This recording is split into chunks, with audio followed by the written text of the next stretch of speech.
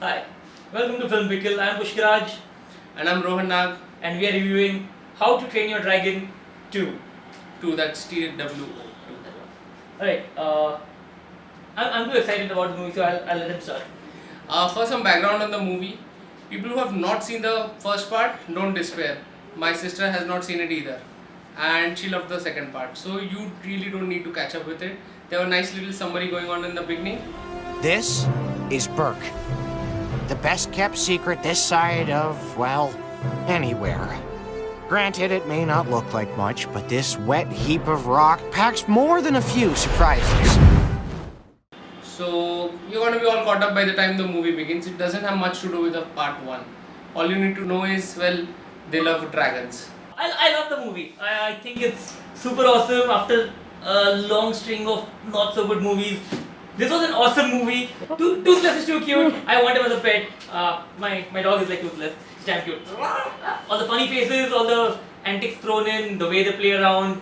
You're right, you win. You win.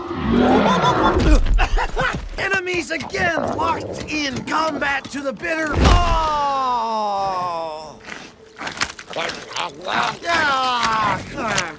Damn cute, damn cute, damn cute. All the cuteness thrown in, still the movie by itself is a damn good movie. Amazing story, amazing graphics, amazing look, amazing everything. I think it's a brilliant movie after a long time. I think this movie is made for people who love pets.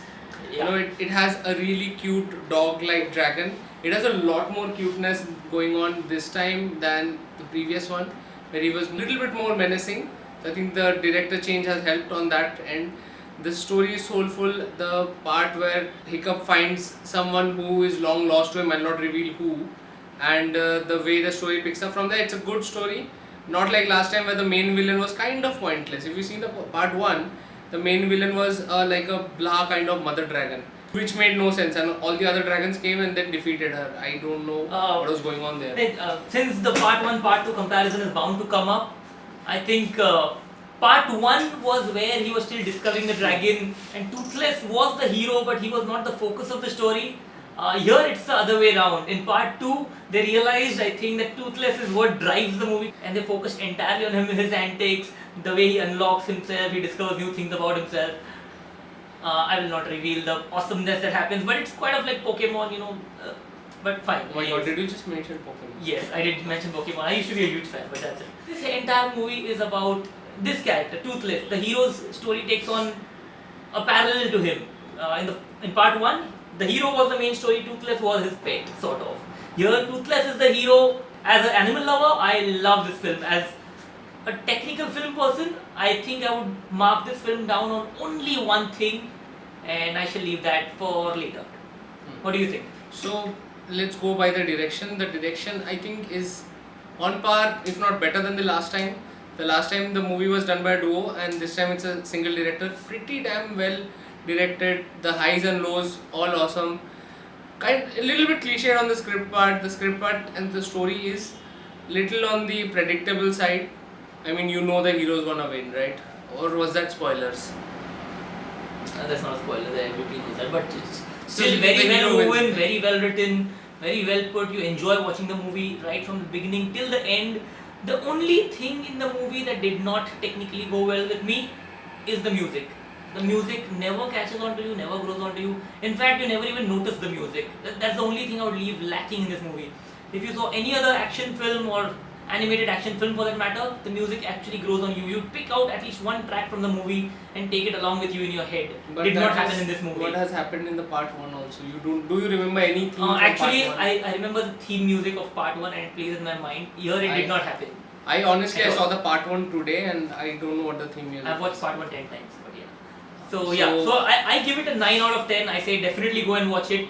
9 out of 10, I give it cutting the only one mark for music, which otherwise I would have given. For my personal rating, I should give it a 10 out of 10 because I would watch this movie anytime again. I'm probably going to watch it again tonight after having watched it in the morning. So that's about it. I give it a 9 out of 10 technically and 10 out of 10 personally. I found the music to be fine. There's no problem in it. It has decent. The music has pacings, unlike X-Men, which we reviewed last week. The music was missing. But in this movie, the music is, I think, fine. I disagree with him, but I still give the movie an 8.5 out of 10. Makes it technically a 9. So yeah, same kind of ratings. We both love the movie. No. Definitely check it out with your family. Maybe I'm critical about the music because I've just seen Raid 2 where the music is so brilliant. I reviewed Raid 2 last time. And The for the music is so Raid 2 brilliant that it review, just plays on your you mind. know what? plays For on the your- Raid 2 review, you can click right Yeah, over you can click here, watch the Raid 2 review. But there the music was way too awesome, which is why it's still playing in my head. And maybe I could But not can review you it. imagine- But this movie is awesome and Can- it's so cute. Can you imagine Raid 2 ka music in this movie? No, I'm talking of two Okay. separate genres. But No. So fans, subscribe to see more madness. That's how Toothless And is. what? But that's how Toothless is like. He has too many cute expressions. Just So- go watch it. You'll love it. See ya. Bye.